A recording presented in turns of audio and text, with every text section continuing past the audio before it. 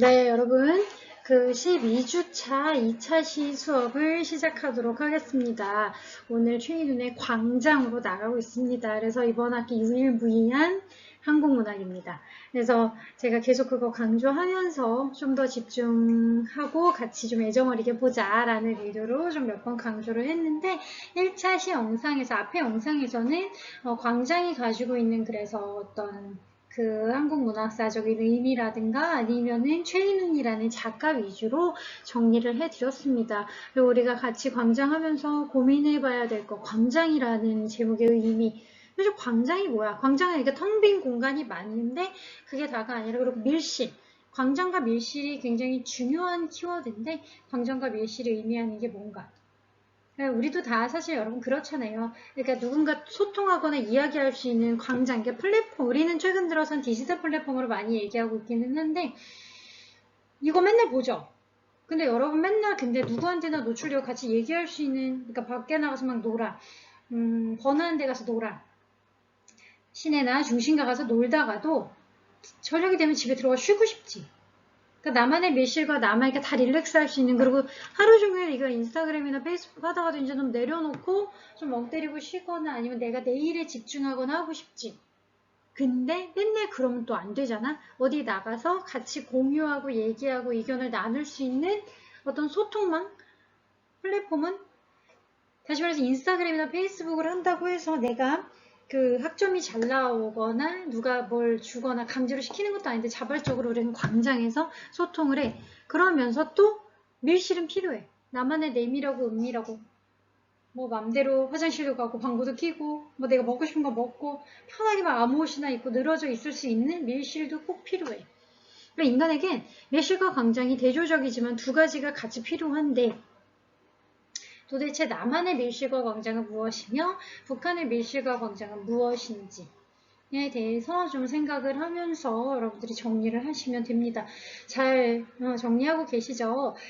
광장의 줄거리를 좀 설명을 해드릴 건데 광장 자체가 굉장히 길지는 않습니다. 그러니까 광장 소설은 중편 정도 된다고 보시면 되는데 뭐 중장편 정도의 분량이다라고 생각하면 되는데 조금 그래도 오늘 조금 우리가 자세하게 줄거리 정리하면서 줄거리 정리만 잘 해도 광장이 어떤 내용인구나를 충분히 우리가 숙지할 수 있기 때문에 줄거리 좀 정리를 해보도록 할게요. 우리 교재에도 몇 페이지더라? 258페이지입니다. 258페이지부터 한 페이지 정도 줄거리가 이제 이렇게 한 페이지 정도 나와 있는데 요거보다는 조금 더 상세하게 제가 줄거리 좀 정리해 왔는데 요거 보면 광장이 전반적으로 어떤 내용이구나를 여러분 충분히 숙지할 수 있으실 겁니다.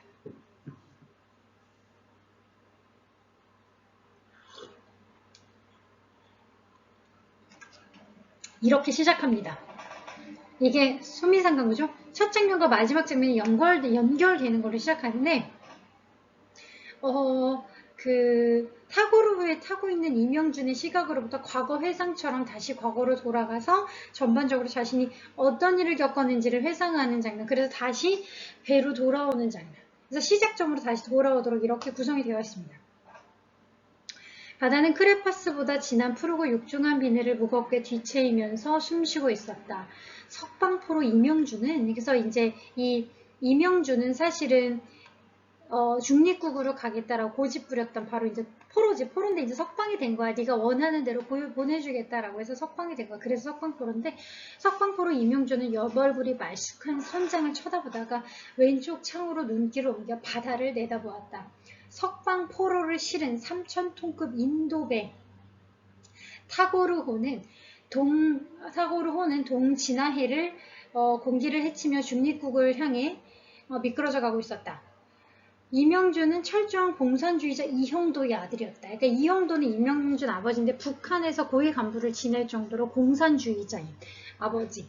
이형도는 박헌영과 더불어 박헌영은 이제 실제로 이제 어떤 실존 인물들, 북한 정치적 실존 인물들 이름들을 활용하면서 좀 여기서 적당히, 그래서 역사적인 실제 사건이라든가 이런 상황들 같은 경우도 조금 활용을 하면서 이 소설에서 나옵니다.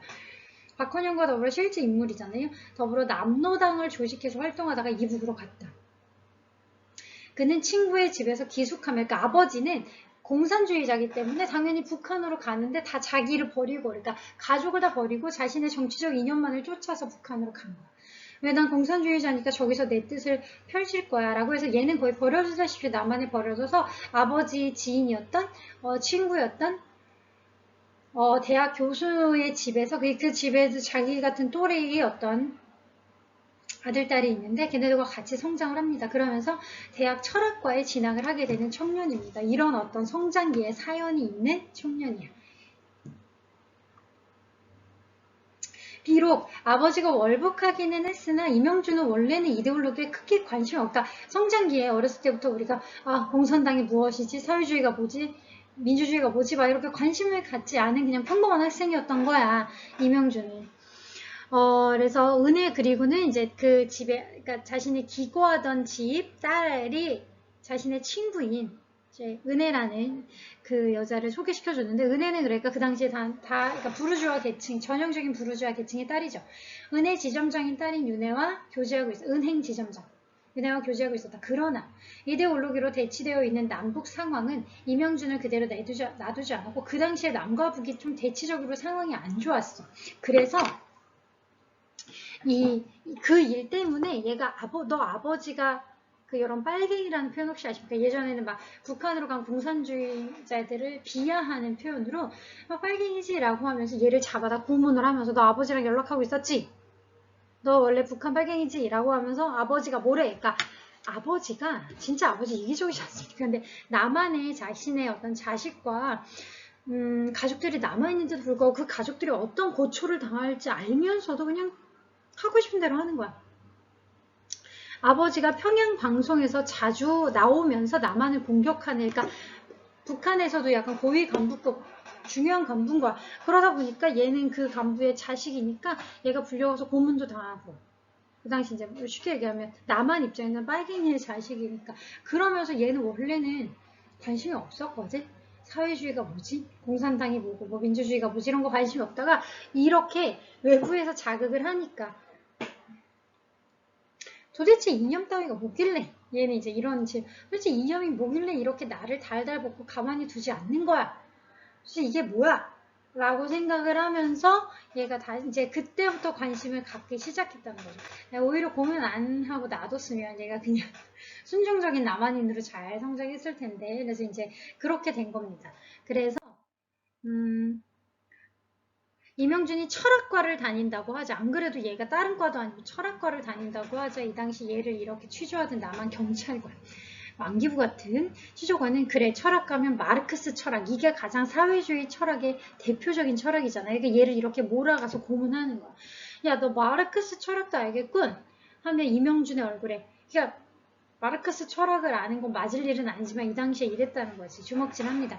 이런 일이 있은 후에 명준은 세상이 싫어졌고 자포자기하는 심정이 되고 말았다. 이명준은 인천에 있는 여자친구 윤혜를 찾아가서 그녀의 집에 묵으면서 바닷가를 배회하곤 했는데, 그러다가 어느 날 어느 뱃사람의 주선으로 이상적인 사회를 기대하며 북으로, 그러니까 뱃사람이 약간 뭐 이런 남한 사람을 북으로 이렇게 좀 데리고 가는 간첩 같아. 이게 좀 접선을 한 거지. 그래서 이 당시엔 실제로 이렇게 지금보다 더 막 왔다 갔다 이렇게 좀 월북하고 월남하고 이런 사건이 좀 있었다고 합니다. 그래서 그 당시에 이 인천이니까 배를 타고 북으로 갈 수 있도록 해서 이 사람이 주선했다는 거 보니까 그런 어떤 간첩의 중간자 역할? 메신저? 뭐 이런 역할을 하는 사람이겠죠.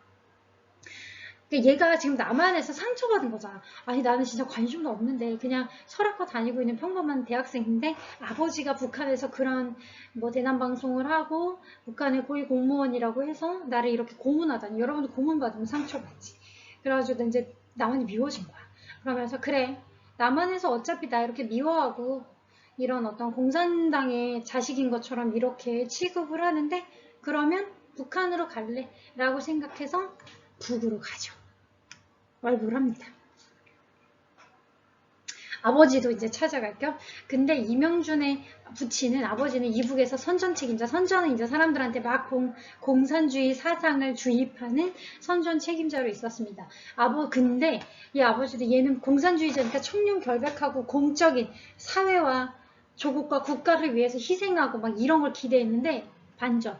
아버지는 되게 호의호식을 누리고 거기서 더 엄마가 자기를 버리고 갔으면서 새 장가를 들어서 막 정원이 있는 가옥에서 막 살면서 그러니까 이것도 위선적인 거지. 그러니까 국가를 위해서 나는 어떤 개인의 재산과 그러니까 원래 그 사회주의와 공산당의 핵심 그거잖아. 개인은 없고 국가를 위해서 다 존재할 뿐이다라고 했으면서 아버지는 막상 다른 여자랑 결혼해서 막 예쁜 집에서 막 살고 있었던 거야. 그러니까 그걸 보고도 약간 이명준은 실망을 합니다. 아니 이게 그렇다면 아버지의 말과 다르지 않을까? 그러면서 그래도 어쨌든 아들이 왔으니까 아버지가 추천해줘서 이명준은 아버지 추천으로 노동신문 편집부 기자가 됩니다. 기자로 활동을 합니다. 그러나 거기가 뭐겠어? 북한이죠. 북한에서 이명준이 본 것은 위선과 독선이요. 치사한 아첨과 비굴뿐이었다. 그는 아버지에게 자신의 감정을 폭발시켰다. 이게 무슨 그러니까 거기서 인민과 공동체를 위해 모든 사람이 희생하고 그러니까 여기는 밀실은 없어. 우린 광장만 있을 뿐이야. 모두가 똑같이 나눠 가지는 거야. 라고 말은 하면서 일반 대중들은 먹을 것도 없이 못 먹고 못 살고 있는데 아버지 같은 그러니까 자기 아버지 같은 사람은 그러니까 고위 공무원은 막 좋은 집에서 호의호식하며 막 이렇게 살고 있는 거. 그래서 이제 이명준이 질문하는 거지. 이게 아버지한테 이게 당신이 말했던 인민공화국입니까? 이게 무슨 소비에트입니까? 이게 무슨 인민의 나라입니까? 인민을 위하는 사람은 없고 그러니까 제가 남한을 탈출한 건 이런 사회, 이렇게 거짓말과 위선인 사회로 오려고 한 게 아닙니다. 이명준이 볼 때 북한에 혁명은 없고, 그러니까 혁명이라고 하면 모든 사람이 골고루 나눠 가져야 되는데 실제로 북한에도 잘 먹고 잘 사는 사람 따로 있고, 노동력을 제공하는 사람 따로 있고 막 이러는 거니까 혁명의 화상만, 그러니까 예전에 있었겠죠. 그러니까 처음부터 없었다는 게 아니고 예전에 처음에 북한이란 나라가 만들어졌을 때는 혁명을 했겠지. 그리고 정말 마르크스의 혁명대로 했겠지. 근데 지금은 혁명이 없고 화석인만 있다는 거는 이제 그러니까 그게 다 죽고 흔적만 남았다는 거잖아. 화석만 있지 않습니까? 이것은 이데올로기에 의해서 개인의 자유가 구속되고 그러니까 밀실은 없고 밀실도 있어야 되는데 근데 이데올로기, 국가라는 명목으로 국가가 우선이야 라고 하는 명목으로 개인의 자유가 다 제한돼서 그래서 내가 하고 싶은 일만 하거나 아니면 내가 그런 게 아니라 막 다 강제적으로 동원되거나 시켜. 광장만 존재할 뿐 인간의 개성적인 삶은 나만의 아이덴티티, 나만의 주체성이라고 해야 되나? 정체성은 말살되는 거야. 그래서 어느 날 이명준은 자원에서 노동 현장으로 갑니다. 그래서 진짜 이 북한의 노동은 어떤 모습인지 봐야겠다 생각해서 노동 현장으로 가보죠. 이명준은 그래서 자원을 합니다. 사실 아버지가 고위 공무원이라서 이명준은 그렇게 그런 일을 하지 않아도 되는데 자원해서 갑니다. 그는 거기서 실족하여 부상을 당하게 되고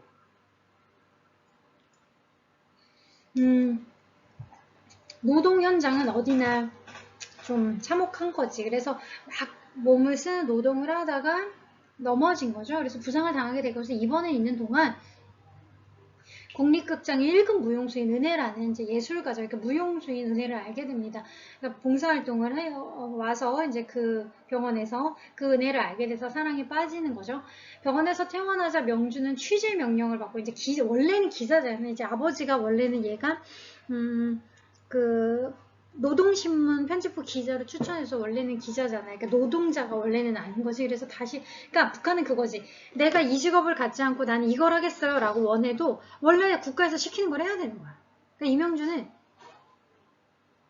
북한의 언론이 투명하거나 진실하지 않다라고 해서 환멸을 느껴서 더 이상 기자하지 않고 그냥 난 노동자의 삶을 살겠어요 라고 했는데도 국가가 그러니까 조직이 아니야 너 취재 가 라고 하면 가야 되는 거지. 그러니까 개인의 자유와 밀실, 정체성은 없는 거지. 취재의 명령을 받고 중국의 집단 농장으로 가지만 거기서 그가 발견한 것은 일종의 타성과 무기력. 그러니까 개인의 사유 재산이 없는 데는 집단 농장이 뭐냐면 같이 일해서 수확한 걸 똑같이 나눠서 먹는 건데 봐봐. 그건 인간의 기본적인 생리에 대한 이해가 없어서 그렇게 한 것이다 라고 얘기를 할 수 있는데 어차피 내가 여기서 나온 걸 똑같이 분배받는다면 여러분 일을 더 하고 싶겠어? 덜 하고 싶겠어? 늦게까지 자고 일 덜하고 편하게 어차피 다 똑같이 근데 우리가 열심히 일하는 건 한 만큼 내가 5시간 일하면 5시간 일한 만큼 10시간 일하면 10시간 일한 만큼 보장된다고 하는 어떤 그런 내가 일한 만큼 피드백 된다라고 하는 전제가 있으니까 일을 열심히 하는 건데, 공동농장은 어때? 누구나 다 똑같이 일한다고 하면 조금씩 덜 하겠지.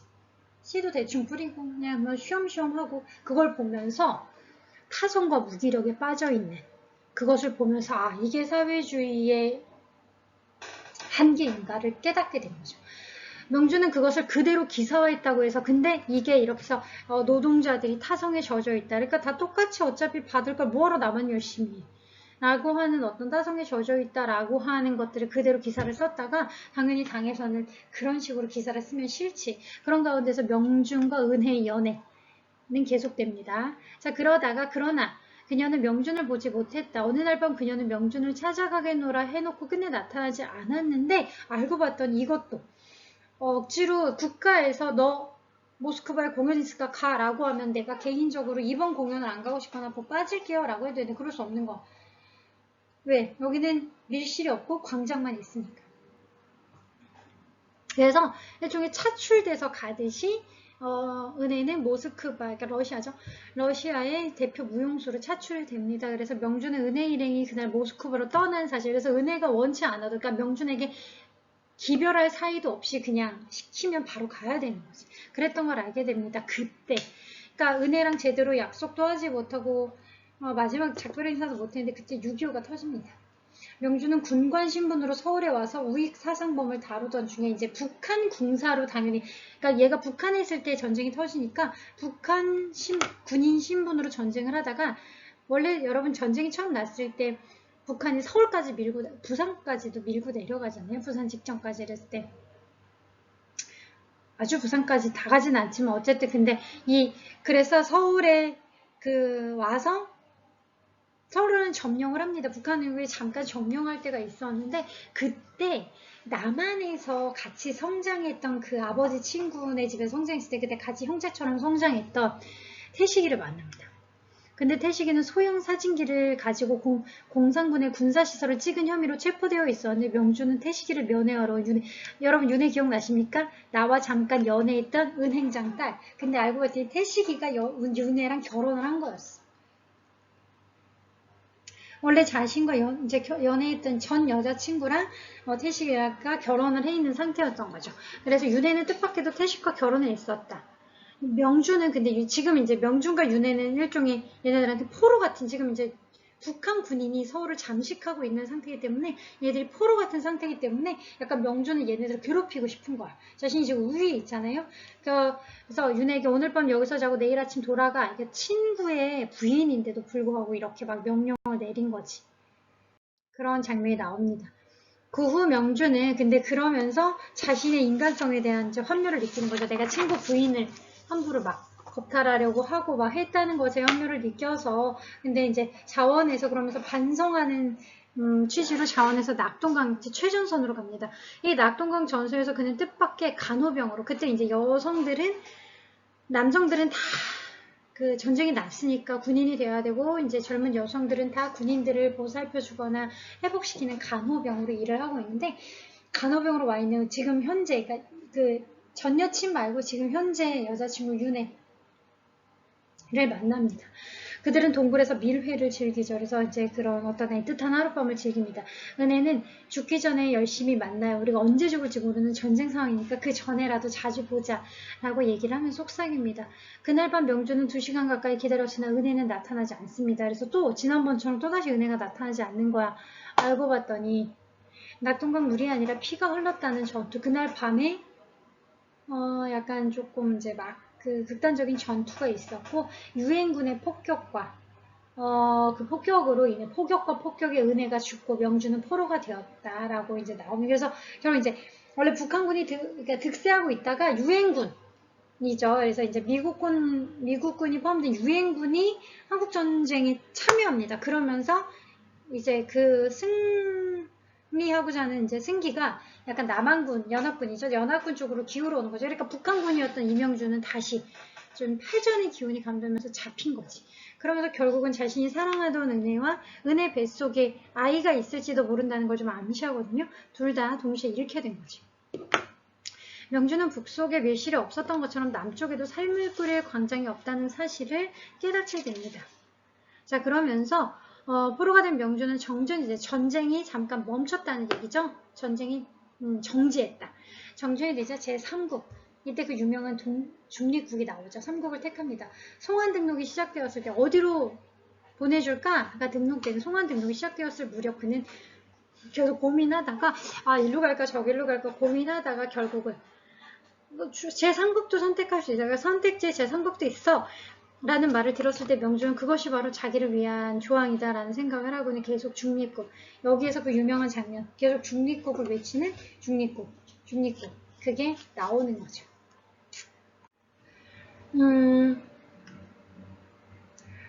이제 줄거리 마무리입니다. 북한함 양측의 설득자들은 서로 자기 나라를 택하라고 권유합니다. 계속 이제 그 호객처럼 아니야 연합국을 너는 택해야지 그러니까 남한을 택해 라고 하고 북한에서는 북한을 택해 계속 이제 설득을 하지만 끝내 명주는 남한도 북한도 선택하지 않고 중립국으로 가는 인도 선박 타고로에 올라탔고 평소 익힌 영어 덕으로 그러니까 그때 통역병으로 잠깐 일을 했다 이런 기록이 앞에 이제 언급이 되잖아요. 통역일도 보게 됩니다. 그리고 그동안에 친해진 선장과 스스럼없이 이야기를 주고받는 사이가 됩니다. 이명주는 제3국을 향해 가는 배의 갑판 위에서 심한 고독을 느끼면서 나는 누구인가 어디로 가는가 그러니까 너무 고독하다라고 고독을 느끼면서 결국 중립국으로 가도 정말 사랑하는 여인도 가족도 하나 없이 어차피 혼자 고독하고 허망하게 어디에도 광장이 없다는 걸 깨달은 채로 허망하게 살 것이면 이제 앞에 미래 사회가 자명하잖아요. 그걸 생각하면서 푸른 바다가 저게 바로 그냥 진짜 내가 생각하던 광장이구나 라고 생각을 하면서 정확하게 묘사되진 않는데 투신하는 것처럼 나타납니다. 그날 밤 명준이 탄 배에 한 명의 실종자가 생깁니다. 그리고 그 실종자 이름은 미스터리, 이씨란 뜻이죠.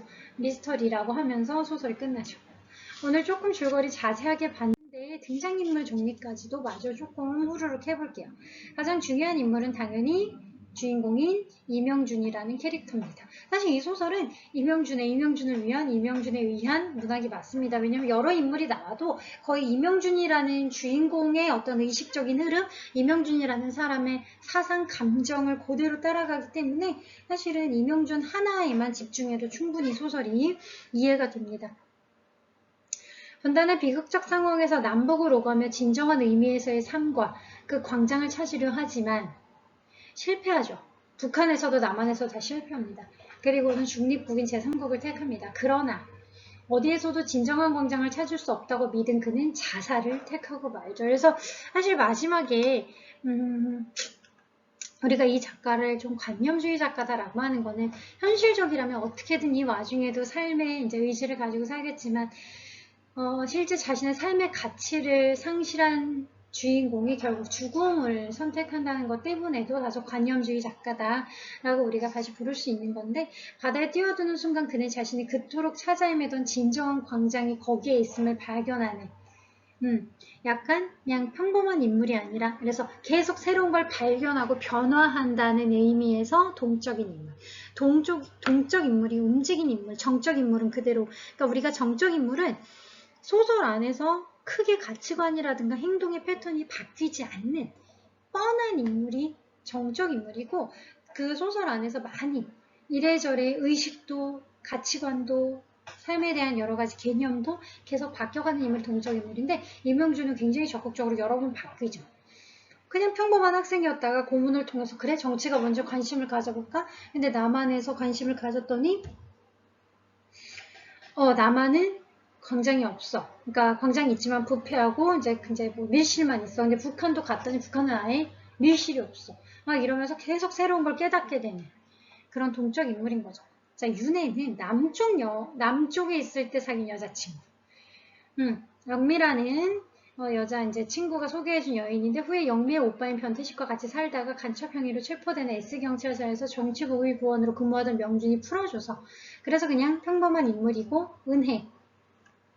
는 북한에서 만나니까 명준이 진심으로 사랑했던 어쩌면 이제 그 뱃속에 명준의 아이를 가졌을 거라고 은유가 되는 그런 인물이죠. 그래서 근데 결국은 이제 너무 명준과의 만남도 너무 힘들었어. 만나려고 하면 모스크바에 가야 돼. 만나려고 하면 전쟁 터져. 만나려고 하면 결국은 명준이 계속 기다리다가 전쟁 중에 폭격으로 죽고 마는 굉장히 비극적인 여성입니다.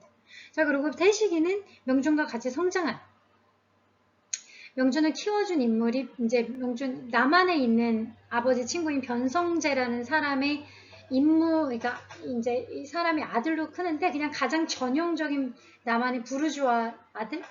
그래서 그냥 약간 방탕하게 아버지의 어떤 재력과 권위를 믿고 그냥 살고 싶은 대로 사는 그런 인물로 나옵니다. 명준의 아버지가 월북하고 명준의 어머니가 죽자 그들은 같은 집에서 함께 기거하는데 그래서 간첩 행위로 체포된 그를 명준이 그래도 마지막에 의리, 형제처럼 같이 컸기 때문에 의리로 그를 풀어줍니다. 자, 이렇게 4명의 인물만 왜냐면 오늘은 등장인물 소개를 간단히 한 게 워낙 줄거리 정리를 좀 꼼꼼하게 했잖아요. 그래서 등장인물을 간단하게 넘어가도록 할게요. 그리고 이제 광장에 대한 정리들 좀 해야겠죠. 여러분, 광장 소설 서문에 이런 게 써있다고 합니다.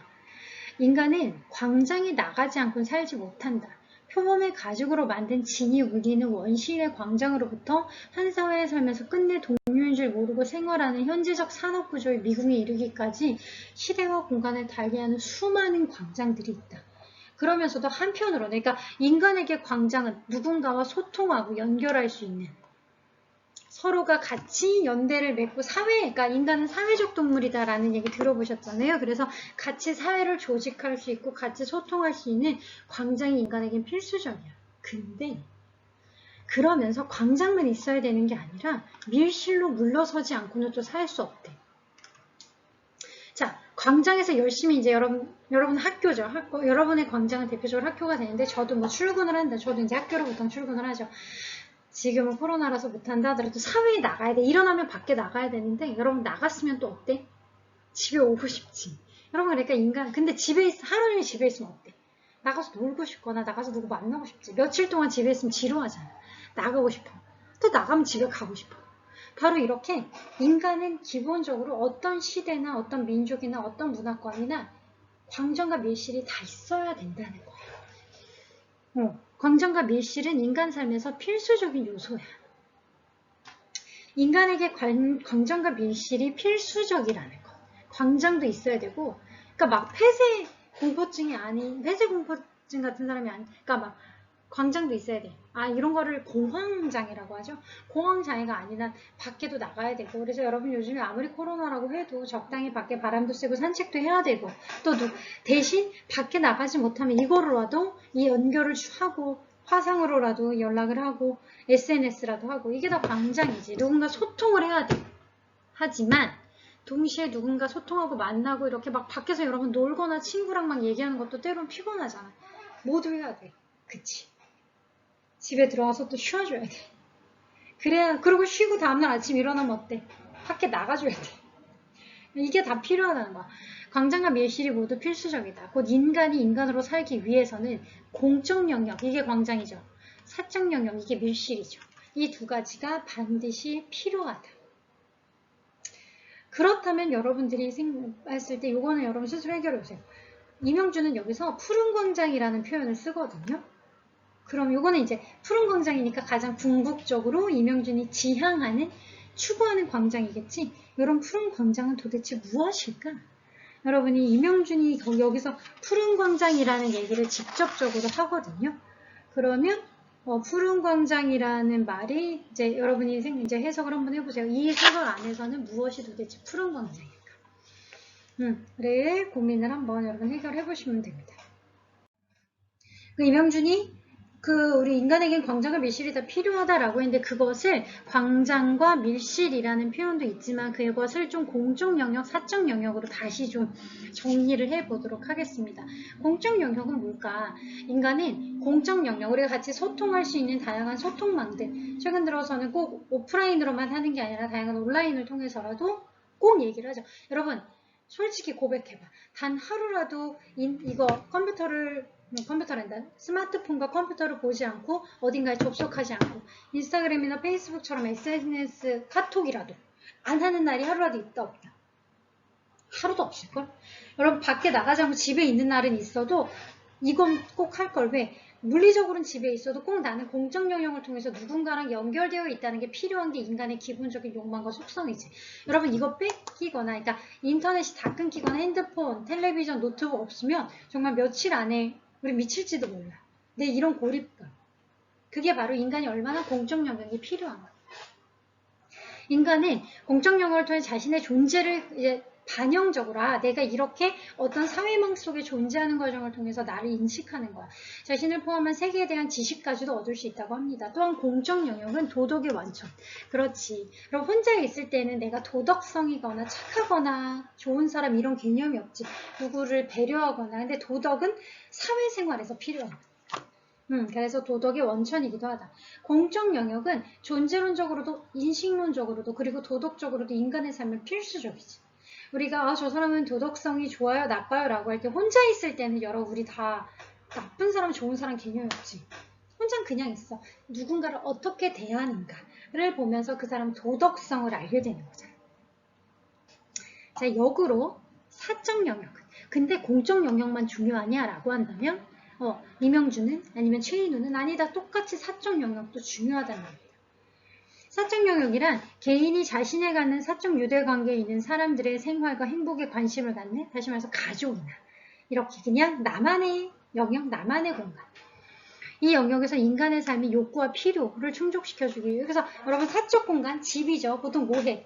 자고 먹고 싸고 이렇게 개인의 욕구를 날 것 그대로의 어떤 욕구와 필요 그러니까 얘는 조금 더 고차원적이잖아 공적 공간에. 근데 집안에서는 편하게 자고 그러니까 나의 기본적인 생계를 위해 그러니까 생존을 위한 생계가 아니라 생존을 위한 기본적인 것들을 집안에서 하잖아요. 먹어야 되고 싸야 되고 자야 되고 이런 것들을 할 수 있는 그러니까 당연히 여러분 밀실 없으면 돼 안 돼. 사적 영역 없으면 돼 안 돼. 안 되지. 여러분 아무리 내가 막 고차원적인 생각을 하고 여러분한테 맨날 제가 개인적으로 이렇게 문학을 가르치고 막 이렇게 의미 있는 거, 막 가치 있는 거, 삶에 대한 철학적인 거 가르친다 하더라도 나도 역시 먹고 자고 싸고가 없으면 할 수가 없지. 필수적인 거죠. 필수 불가결한 조건인 거죠. 그래서 공적 영역, 사적 영역은 인간에게 둘 다 너무너무 필요한 개념입니다. 자, 근데 요거는 광장에 나온 부분을 좀 인용을 한 건데 광장은 대중의 밀실이면 밀실은 개인의 광장이다. 인간을 이 두 가지 공간 중 하나에 가두어 버릴 때 그는 살 수 없다. 그치? 두 가지 중에 하나에 갇혀 있으면 살 수 없어. 그럴 때 광장에 폭동의 피가 흐르고 밀실에는 광란의 부르짖음. 둘 중에 하나만 존재한다면 인간은 이렇게 폭동을 하거나 광란의 부르짖음이 새어나올 수밖에 없대요. 우리는 분수가 터지고 밝은 햇빛 아래 묻꽃들이 피고 여왕과 신들의 동상으로 치장된 광장에서 바다처럼 우람한 합창이 한몫이기를 원하며 그와 똑같은 진실로 개인의 일기장과 저녁에 벗어놓은 채 새벽에 입고 간 애인의 장갑이 얹힌 침대에 걸터 앉아 광장을 잊어버릴 수 있는 시간을 원한다. 진짜 어떻게 똑같은 표현도 이렇게 소설관 역시 다르죠. 자, 광장에서 영웅과 신들의 동상으로 치장된 광장에서 이렇게 막 내가 이 삶에 하나의 의미 있는 이 세상과 사회에 의미 있는 존재로서 같이 한몫 끼기를 하지만 집으로 돌아와서 그냥 편하게 어딘가에 침대에 걸터 앉아서 모든 광장을 잃어버려 그냥 혼자 쉴 수 있는 시간도 원한다. 요 구절 여러분 반복해서 다시 읽어보세요. 요 부분들. 왜? 인간은 광장과 밀실이 꼭 필요하다. 둘 다. 그래야 또 밀실에서 쉬어야 광장에 나가서 또 나도 사회의 한 일원으로서 의미 있는 일을 하기를 부르짖고 그러면 다시 밀실에 와서 또 쉬면서 내가 나한테 집중하지 사회가 아닌 내가 나 자신의 욕구와 욕망에 집중하고 이게 동시에 같이 균형이 맞아야 된다는 거죠.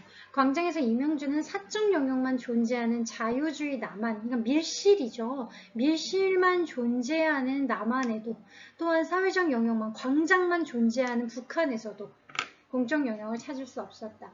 이명준이 찾던 아까 우리 여러분 푸른 광장이 뭔지 맞춰보세요 라고 했는데 사실 이미 정답이 있었어. 푸른 광장은 공적 영역, 사적 영역이 함께 존재하는 이상적이고 모든 조건이 갖추어져 있는 이명준의 유토피아죠. 사적 영역인 그러니까 밀실, 공적 영역인 광장이 둘 다 있는 거. 근데 남한도 북한도 있었던 거 없었던 거? 없었던 거야.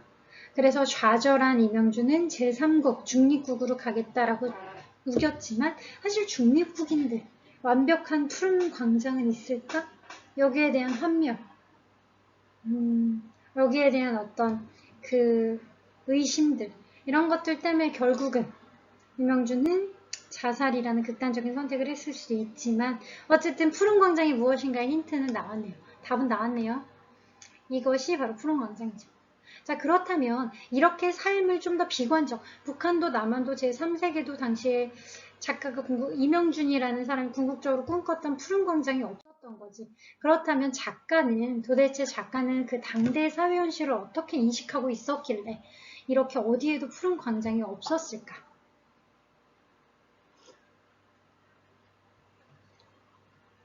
작가 최인우는 현실의 문제를 가장 직접적으로 고르는 작가이다. 그의 소설이 관념적이고 실험적이지만 그가 기조로 삼고 있는 것은 언제나 현실이다.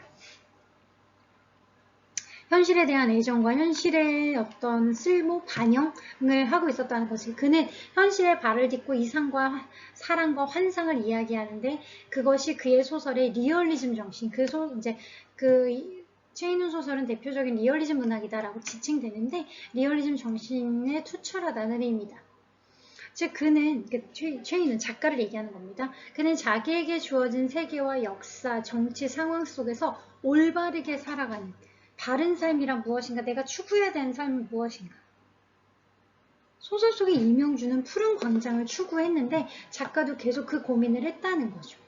그것은 근대성의 이념이 우리의 풍속에 자리 잡아가는 모습을 비판적으로 살펴보는 것으로 나타난다. 때때로 그것이 관념 그대로 드러나 이야기를 원하는 독자를 당황스럽게 하지만 그것은 그 자신만의 독자적인 사유를 거쳐 만들어진 것이라서 그 자체만으로도 큰 의미를 지닌다. 작가가 자기에게 주어진 상황을 정확히 인식하지 못하면 독자에게 보여줄 것이 없다.